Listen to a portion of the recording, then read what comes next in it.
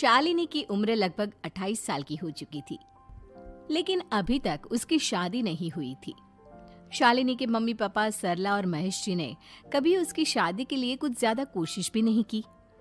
शाली मन ही मन चाहती थी कि दूसरी सहेलियों की तरह उसका भी घर बस जाए, लेकिन वो अपने मम्मी पापा से ये बात कहती भी तो कैसे कहती। माँ जानती है, मेरी सहेली है ना शीतल, उससे बेटी हुई है, बड़ी प्यारी बच्ची है उसकी। अरे ये तो बहुत अच्छी बात है। उसकी शादी भी तो 4 साल पहले हो गई थी ना। अब क्या कर बेटा, चाहते हैं तो हम भी यही है कि तुम्हारी शादी हो जाए, लेकिन कोई अच्छा लड़का मिलता ही नहीं। कोई बात नहीं मम्मी पापा, मैं जानती हूँ आप मेरे लिए बहुत अच्छा रिश्ता ढूंढना चाहते हैं, और अभी मेरी इतनी उम्र भी तो नहीं हुई है। अच्छा शालिनी बेटा, क्या है ना, मेरे पास नई साड़ी नहीं है और मुझे किटी पार्टी में जाना था, तो इस महीने तेरी तनख्वाह आ जाए तो एक नई साड़ी दिलवा देना बेटा। और बेटा मेरा मोबाइल भी थोड़ा पुराना हो गया है, इसी को काम में ले रहा हूँ। एक नया मोबाइल ला देना बेटा। हाँ हाँ मम्मी पापा। और माँ, आप तनख्वाह की चिंता क्यों करती हैं? साड़ी तो मैं आपको कल ही दिलवा दूंगी। और रही बात आपकी मोबाइल की, तो मैं आज शाम को ही ऑफिस से लौटते वक्त ले आऊंगी। अरे भगवान, सबको तुम्हारे जैसी बेटी देती है अपने मम्मी पापा का। पापा, आज आप दुकान नहीं जा रहे हैं क्या? वो क्या है ना बेटा, मेरे सर में जरा दर्द हो रहा है, इसलिए आज दुकान जाने का मन नहीं है। पापा दवाई ले लीजिए, और अगर हो सके तो चले जाइए।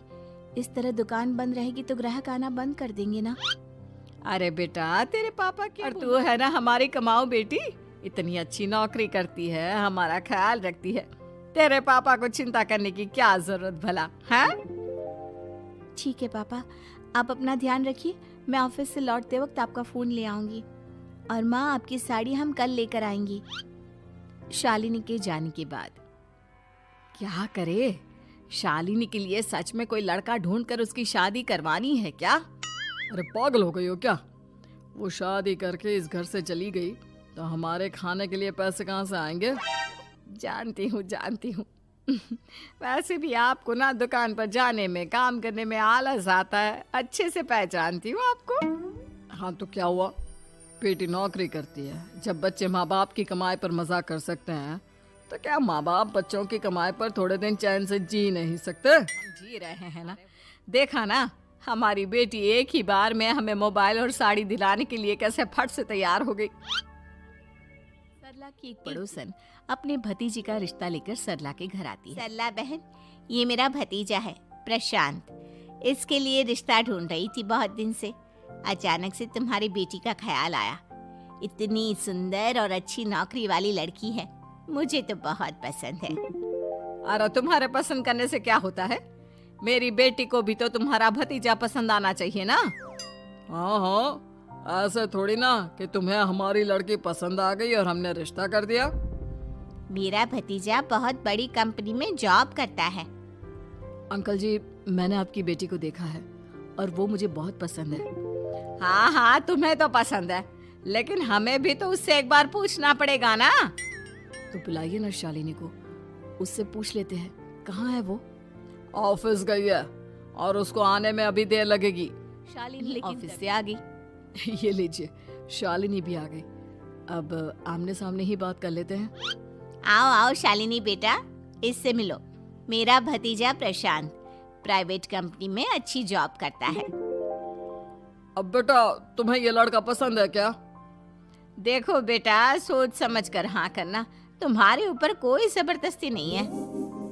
मम्मी पापा, प्रशांत की जॉब और उसकी बातें सुनकर मुझे तो काफी अच्छा लगा। मैं उससे शादी करने के लिए तैयार हूँ। ये लो, सारा मामला यहीं के यहीं निपट गया। लड़का और लड़की राजी हैं, तो अब हमें क्या। पड़ोसन और प्रशांत वहाँ से चले जाते हैं। अगले दिन। क्या हुआ मम्मी पापा, आप इतने उदास क्यों लग रहे हैं? वो क्या है ना बेटा, तुमने शादी के लिए हाँ कर दी उस लड़के के साथ। तो क्या हुआ माँ, उस लड़के में कोई खोट है क्या? आपको वो पसंद नहीं? अरे नहीं नहीं बेटा, जिसमें तुम्हारी खुशी उसमें हमारी खुशी। हमें भी लड़का पसंद है। तो फिर क्या बात है? अगर कुछ भी है तो आप मुझे बता सकते हैं। तुम्हारी माँ ये सोच सोच कर परेशान है कि तुम्हारे बाद हमारा क्या होगा। तुम हमारी इकलौती बेटी हो, हमारा बुढ़ापा कैसे कटेगा।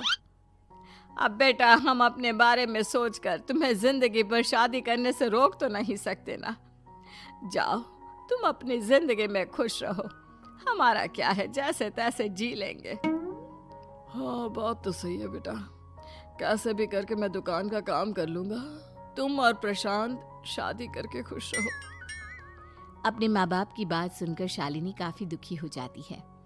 उसे लगने लगता है कि वाकई में उसकी शादी हो जाने के बाद उसकी कौन रखेगा, और यही सोचकर वो एक दिन प्रशांत से मिलती है। देखो प्रशांत, तुम मुझे बहुत पसंद हो, लेकिन मैं चाहकर भी तुमसे शादी नहीं कर सकती। अरे क्या हुआ शालिनी, क्या तुम मेरी किसी बात से परेशान हो? नहीं प्रशांत, मैं अपने माँ बाप की इकलौती संतान हूँ। अगर मैं भी शादी करके घर से चली गई तो उनका ख्याल कौन रखेगा, उनका खर्चा कौन उठाएगा। तो क्या तुम सारी जिंदगी शादी नहीं करोगी? शायद नहीं प्रशांत, और अगर अपने माँ बाप के लिए ये भी करना पड़े तो इसमें गलत क्या है। प्रशांत ये सारी बात जाकर सरला के पड़ोसन यानी कि अपनी बुआ को बता देता है। ये सरला तो बड़ी चालाक निकली। प्रशांत, वो अपनी बेटी के साथ खेल खेल रही है। कैसा खेल? आप क्या कहना चाहती हैं? अरे शालिनी बहुत सीधी और संस्कारी लड़की है, लेकिन ये सरला और महेश एक नंबर के चालाक। बुआ जी, आपकी बात सही है, लेकिन अपनी बेटी के साथ भला कोई क्यों चालाकी करेगा? वो तो मैं तुझे कल बताऊंगी। तो कल सुबह मेरे साथ शालिनी के घर चलना। और फिर अगले दिन। क्या हुआ सरला बहन, तुम्हारी बेटी ने तो शादी के लिए मना कर दिया। अब पता नहीं बहन जी क्यों मना कर दिया। हम तो चाहते थे कि बेटी की शादी धूमधाम से करें। हमारी तो बहुत इच्छा थी कि शालिनी की शादी प्रशांत के साथ हो जाए, लेकिन अब क्या करे, वही नहीं चाहती। आंटी जी, शादी के बाद मुझे अपने माँ बाप की बहुत चिंता रहेगी। उनका ख्याल कौन रखेगा, और इसलिए मैं प्रशांत तो क्या किसी से भी शादी नहीं करना चाहती। अंधी हो गई हो क्या माँ बाप के प्यार में? पहले जरा अपने माँ बाप से सच तो पूछ लो। कैसा सच? यही सच शालिनी कि ये तुम्हारे सगे माँ बाप नहीं है और तुम इनके लिए सिर्फ पैसे कमाने का एक जरिया हो। अरे अरे, ये तुम क्या कह रही हो? सच ही तो कह रही हूँ भाई साहब। अब सीधे सीधे अपनी बेटी को अपनी सच्चाई बताओगे या फिर मैं कोई दूसरा तरीका निकालूं? हमें माफ कर दो शालिनी, हमारी कोई औलाद नहीं थी और जब तुम छोटी थी तो हमने तुम्हें गोद ले लिया था।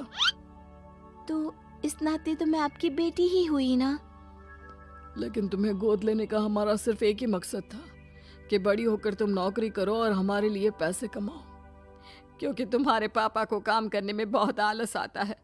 और ये सच है कि हम ही नहीं चाहते थे कि तुम्हारी कभी भी शादी हो।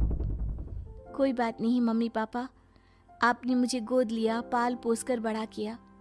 भले ही उसके पीछे आपका कोई भी इरादा सही, लेकिन मैं आपकी बेटी हूँ। शादी तो मैं प्रशांत के साथ कर लूंगी, लेकिन उसके बाद भी जिंदगी भर आप दोनों का ख्याल रखूंगी। शालिनी की बातें सुनकर सरला और महेश को अपनी गलती का एहसास होता है और वो उससे माफी मांगते हैं।